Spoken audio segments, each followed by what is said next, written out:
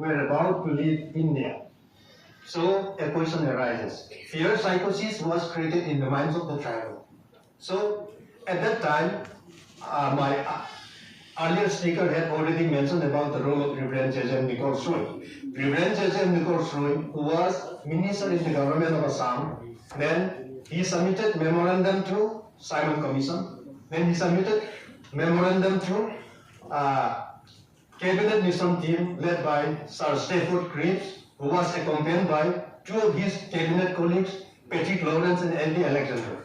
Then in that memorandum, Reverend J.J. Nichols Roy mentioned, we tribals were never under the rule of others. You Britishers came, you colonized us, you made us part of Assam, now you'll be leading us.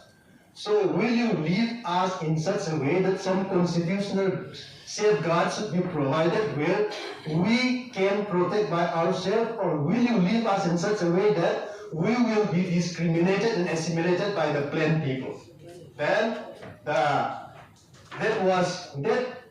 very point awakened the cabinet mission. So before leaving for London, Sir Stafford Cripps called a press conference on 16 May 1946. Then gave strong instruction to Constituent Assembly to set up advisory committee. And advisory committee was appointed with Sardar Vallabhbhai Patel as the chairman. Then as advisory committee found that the area was so vast, an advisory committee set up 5 subcommittees. And out of that 5 subcommittees, 3 subcommittees with the tribal and Northeast Frontier Assam tribal and excluded area where Gopinath Bordoloi was the chairman, deal with tribals of Assam, but present Northeast India, and it came to be known as Bordoloi subcommittee, not committee. It is not a full-fledged committee. It was a subcommittee only. Then this Bordoloi committee, in the meantime, submitted its report, and after heated debate, it was approved and it was inserted in Article 244 Clause 2 and 275 Clause 1 and in the 6th schedule to the Constitution of India. And in this regard, Dr. Bhimrao Ambedkar personally, he copied the system of the Red Indians, Native Americans of the United States, for the convenience of the situation of the tribals. That's how this 6th schedule came into being. And I had the privilege to study, to make comparative analysis of this Native American system and the 6th schedule in my Fulbright program in the United States in 2021. And now I'll come to the amendment. So, up till now, there were 10 amendments of the 6th schedule. The first amendment was in 1954. And that amendment changed the name of Lusai Hills Autonomous District Council into Mizo District Council. This was the first 6th schedule amendment. And the second amendment was creation of Naga Hills Tonsang area. In 6th schedule, in original 6th schedule, tribal areas were listed into 2 parts. Part A, 6th schedule with ADC, and Part B, 6th schedule without ADC. And in that 6th schedule without ADC, this Naga tribal area or Tonsang Frontier Division, it was clubbed together with Nepal. And due to that, both Naga underground and overground were not happy with it. So the first Naga People's Convention was convened in 1957, and as a result of that, they took decision for re-amalgamation of these Tonsang Frontier Division and Naga Hills. And as a result of that, Parliament amended 6th schedule for the second time in December 1957, and Naga Hills Tonsang area was created. And after that, Naga Hills Tonsang area was upgraded to the state of Nagaland, and Naga Hills Tonsang area, it was out of the 6th schedule. And the third amendment was bifurcation of United Khasi Gentian Hills district into 2 ADC. In fact, this was the most controversial amendment up till now. It was done without legislation of the parliament by Governor of Assam, and there were many debates going on. But that debate on the creation of ADC by the governor without being legislated by parliament, it was solved by Northeastern Area Reorganization Act 1971. I could not go into detail due to limited time, so let me leave it here. And the fourth amendment was Assam Reorganization Meghalaya Act 1969. This also I'll just leave it. Then The fifth amendment was Northeastern Area Reorganization Act 1971. This Northeastern Area Reorganization Act 1971 made a lot of changes in the sixth schedule, and it added many new paragraphs, and it changes many paragraphs also. And the next amendment was the sixth amendment, relevant extract of the Repealing and Amending Act of 1974. And the seventh amendment was extension of the sixth schedule in TTADC, Tripura Tribal Areas Autonomous District Council, that was enacted by 49th Amendment Act of Parliament in 1984. And the eighth amendment was change of Poi into Lai and Lakhet into Mara in Mizoram. So Poi Autonomous District Council began to be known as Lai Autonomous District Council, and Lakhet Autonomous District Council then came to be known as Mara Autonomous District Council. And the ninth amendment was amendment for creation, upgradation of Karbi Anglong Autonomous District Council and North Kasar Hills Autonomous District Council into Autonomous Council. That was in 1995. And the latest and the last amendment was inclusion of Bodo Autonomous Council in sixth schedule with new name Bodo Land Territorial Council in 2003. That was the last amendment. Then after that, process had been undertaken for further amendment of the sixth schedule. And due to that, from time to time, many study teams had been appointed by the Government of India, like National Commission to Review the Working of the Constitution 2000, then Administrative Reform Commission 2005, then Planning for Sixth Schedule Area 2007, and core team to study on functioning of local government in Northeastern region with special reference to ADC 2009, and there were some other committees also. And I had the privilege to be associated with the core team which submitted report in 2009. And most of these reports of different research teams and core teams have been incorporated in the ongoing sixth schedule amendment. And one amendment had been initiated, known as Constitution 115 Amendment Bill 2011, but it left in the Parliament. And after that, the ongoing sixth schedule amendment, Constitution 125th Amendment Bill 2019, has been in the process and it is still going on. And with regard to this, the bill has been introduced in the Rajya Sabha by Minister of Home Affairs Rajnath Singh on 6 February 2019. And after that, to initiate this, one parliamentary committee has been appointed by Vice President of India and Chairman of the Rajya Sabha, Venkat Naidu at that time, under the chairmanship of Anand Sharma. And what is the real content and what is the real proposal of this Constitution 125th Amendment Bill? Let me just go it briefly. Number one, State Finance Commission. So, the ongoing sixth schedule amendment proposed to amend Article 280 of the Constitution of India, through which State Finance Commission should be established in each of the states where six schedules are still functioning, and through which all the funds of ADC and local bodies will be channelized through this State Finance Commission. Then point number two, Autonomous Territorial Council. The bill proposed to change the terminology of Autonomous District Council to Autonomous Territorial Council. But in this regard, some issue is still going on. Then point number three, restriction of double membership in legislature.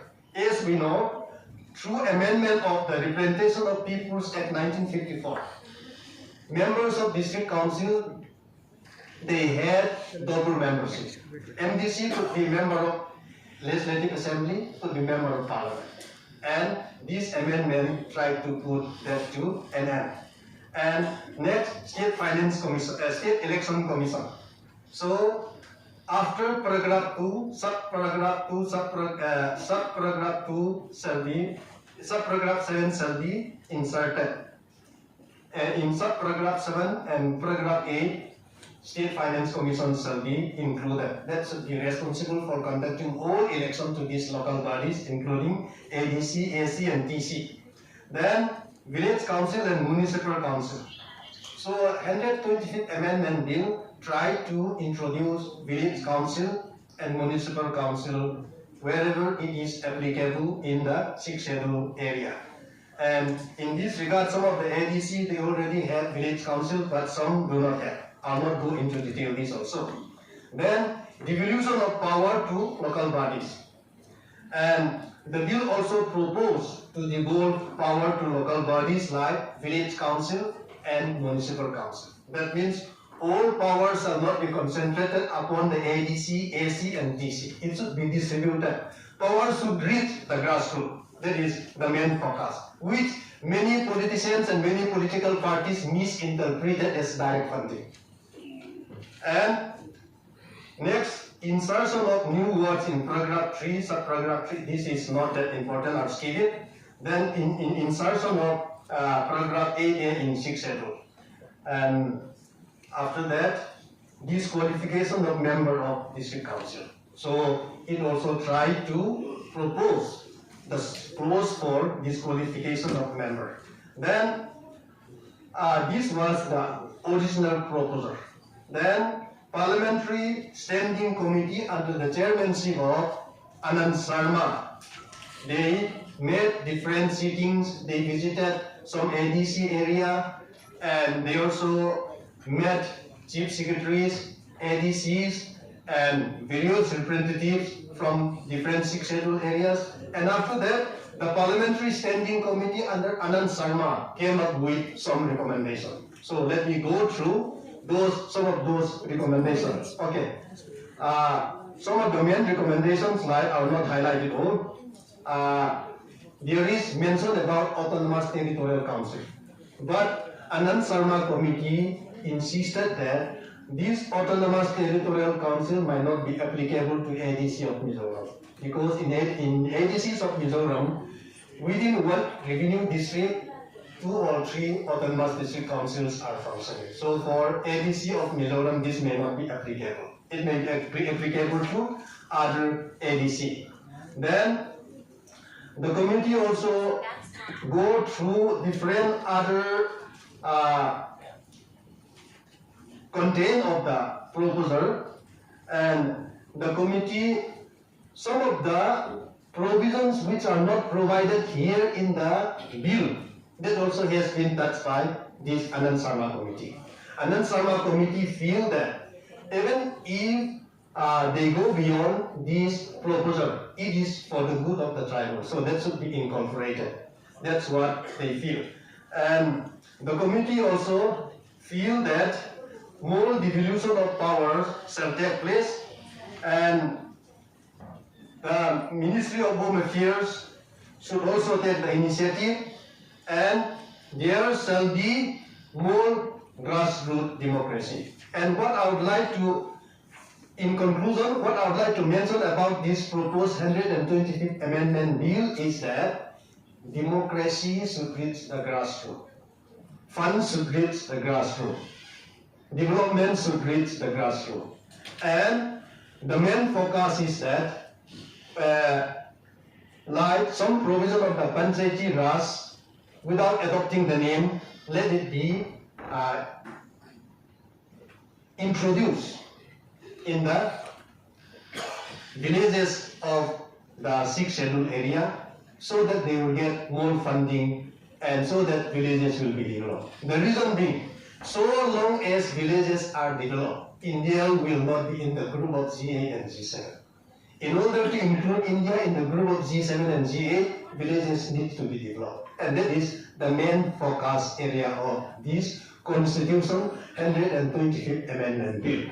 But the slogan of this direct funding, it has been misinterpreted. So even if this 125th Amendment Bill, at any time it will be amended in the Parliament, then more funds, more subjects will be channelized to ADC. But it will still be through the state government only. If it is not union territory or state, there will be no direct funding direct to the state, which the Native Americans of the United States enjoy. So I cannot go into detail, okay, due to limited time. Let me stop here. Thank you. I think the two papers we just heard speak to each other. While Professor Basu's paper reflects more on the proceedings of the Constituent Assembly debates, Professor Dungal's presentation reflects on the history of amendments, and it's very sort of detailed history of amendments. Our third speaker is Dr. Gorky Chakraborty. His title is Proprietary Rights on Land and the Paradox of Autonomy. Thank you, Chairperson. Good afternoon to all of you. Post-lunch siesta. Anyway, after listening to two insightful papers and an invitation from the Karbi Anglong District Council, Autonomous District Council, and Professor Gulmi Dhanraj, who I couldn't say no. Just because being a student of Dibrugarh University, Karbi Anglong actually moves us in a very different way. During our student days in our late 80s and mid 90s, Karbi Anglong, we thought that Karbi Anglong has almost resolved the question of class and ethnicity. But like many things in history, what we think it has been resolved, it shows that we are yet to resolve it.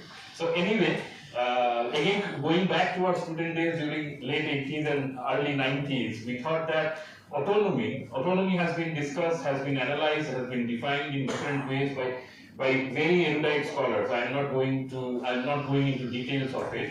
But autonomy in our student days, the way in terms of growing up in the Brahmaputra Valley felt to us that autonomy is something that is bereft of the governmentality of the state. That means we escape the thraldom of the state and its political legal structures.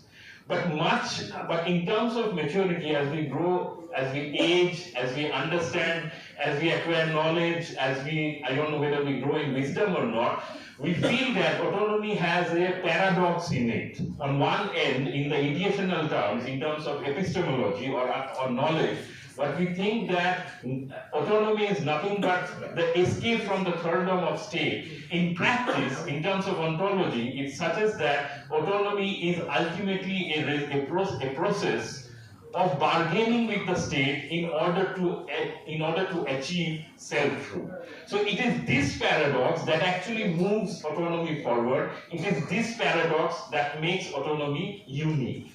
Because we often in a very reductionist way, we make autonomy as synonymous with freedom and self-rule. But the summation, if the cumulative summation is autonomy, it is more than what autonomy means, or what autonomy can be restricted only to freedom and self-rule. So in that case, this paradox of autonomy between the ideational form and in terms of practice, that actually makes autonomy very special.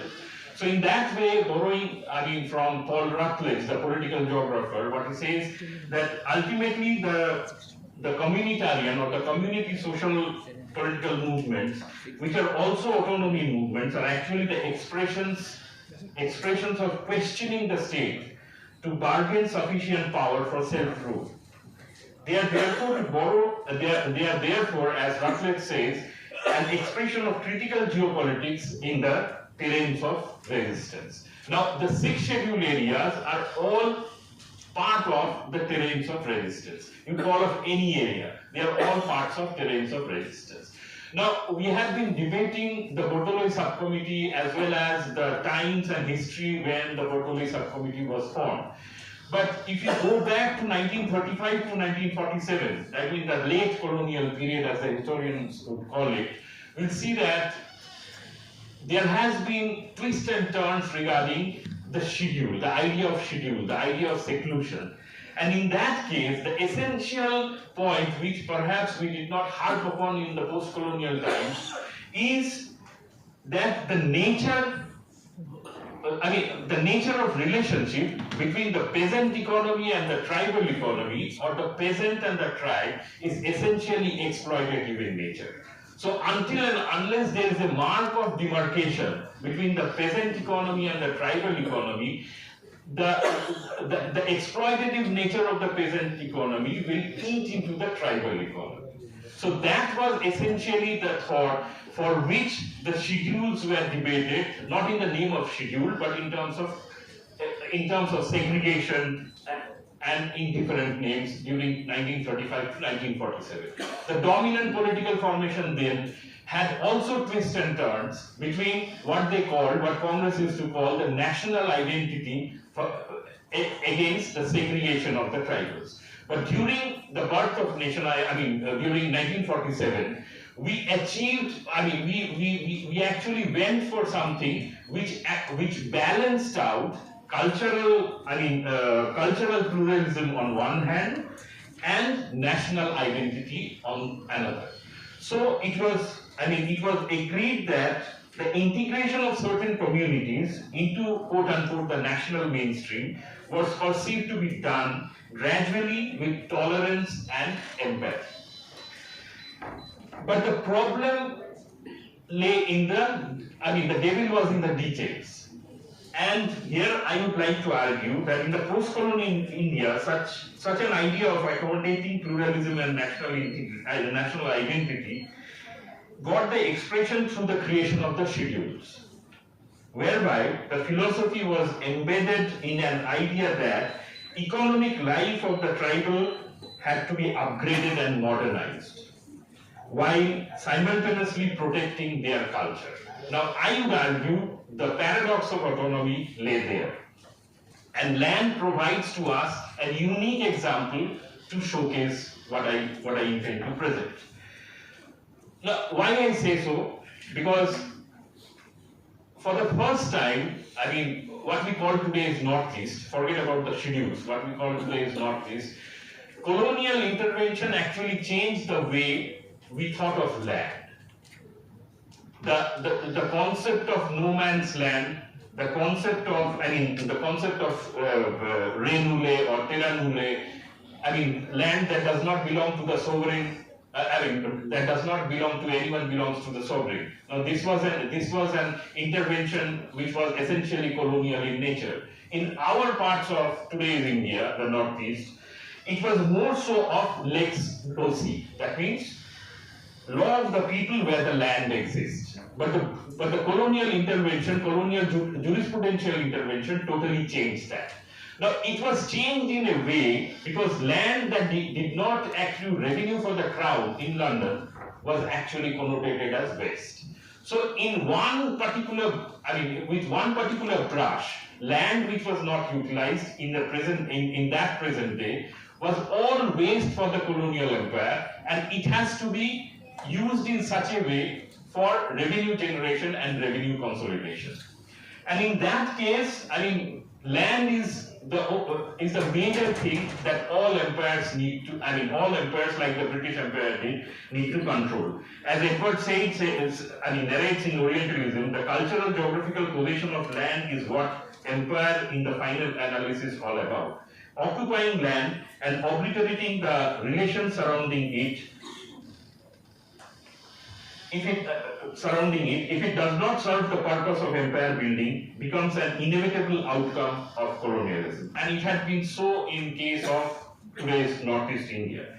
Because this milieu of re nule and terra nule was introduced in a milieu in today's Northeast, if I call it that way, where land essentially had a very different connotation. Here, this construct of waste was actually not fitted into the cultural norms of all the communities, of any communities in Northeast India. Here, land carried a dual connotation. Now, why I say so? Because the devolution of the use and occupancy of land was from the community to the individual, within a tribe or a community. And the individual right on use and occupancy was always subsumed within the community right. So land in that sense was never private. Neither the devolution of property nor its occupancy and use were private. Now, I would like to argue in a moment when a constitutional amendment will be brought in the next session of Parliament, and it is being debated in gatherings like this as well, that in one aspect, particularly the aspect of community land, the scheduled areas have fallen back. The intervention, both in terms of vision as well as in terms of practice, we have perhaps not performed in the way as we should have been in terms of protecting our community rights, in terms of protecting our community land. Now again, the devil is in the way it has been understood by the Bordoloi subcommittee. On one hand, the segregation of these land and the control of these land on the people, on the indigenous people, was agreed upon, which is absolutely fine. The Bordoloi committee states there was an emphasis, unanimity of opinion among the hill people that there should be control of immigration and allocation of land to outsiders, and that such control should be vested in the hands of the hill people themselves. We recommended that the hill district should have power of legislation over occupation or use of land. Now, so far so good.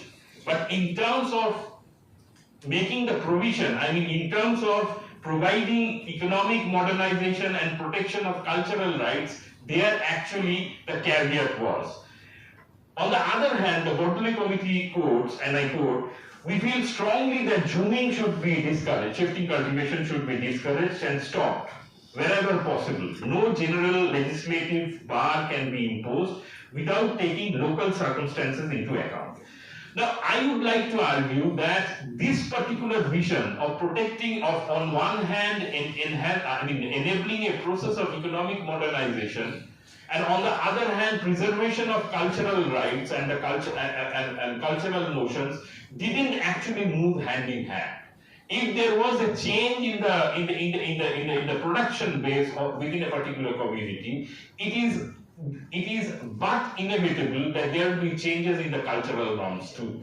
So community land, which was essentially, in the Weberian term, if we call it German Schachten, or the moral bond of the community with the land, that was lost in this process.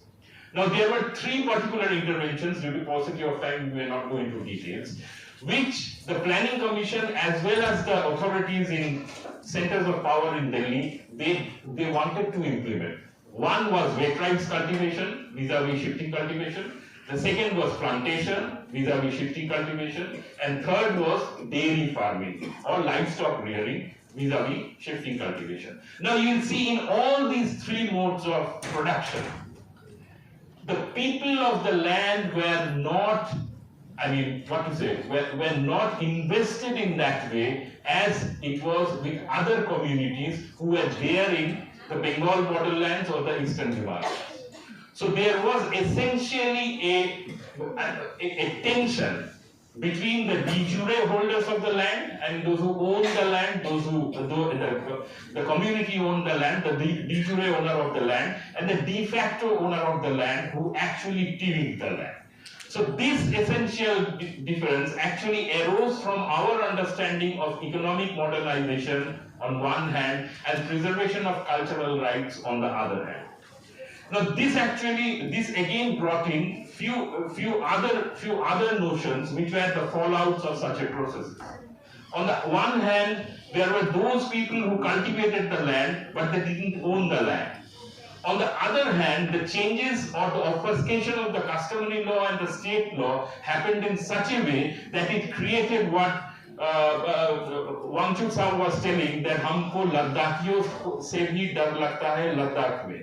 So we created a mess out of our own community people who actually enabled a process of accumulating land or usurping land, and the state, in a way, the state bestowed some sense of confidence in them because they were ascribed as the industrious, enterprising class of people within the community. So the community land on one hand lost its orientation because some other people cultivated that land without rights. those who own the right, with a section within them, usurp the land, community land, and now becomes the owners of thousands of acres in a milieu where actually ownership and occupancy were actually, it got convoluted. We had occupancy rights, not ownership rights. Now it was replaced by ownership rights. 1 minute. One. 1 minute. Okay. So the fallout of this is, there was, as I was mentioning, there was a difference between the de facto and the de jure. The second was the usurpation of the community land. And there was essentially a tension between the state laws and the community laws. And that created a number of litigation with all scheduled areas with Guwahati High Court. And the result is that there was an obfuscation of the functions, obfuscation of the duties, including earnings in terms of revenues. Now, when we go in for change, when we go in for a constitutional amendment, I would like to harp upon three different things that the schedule structure has created. And it has not played out in a very positive way. Although I'm not arguing for dismantling of the schedule. I'm absolutely clear about that. The first is the nuclear politics. And this nuclear politics actually came about by the absence of vision. Now in Northeast, we took a pride of pan-regional identity, but we absolutely failed in our pan-regional identity.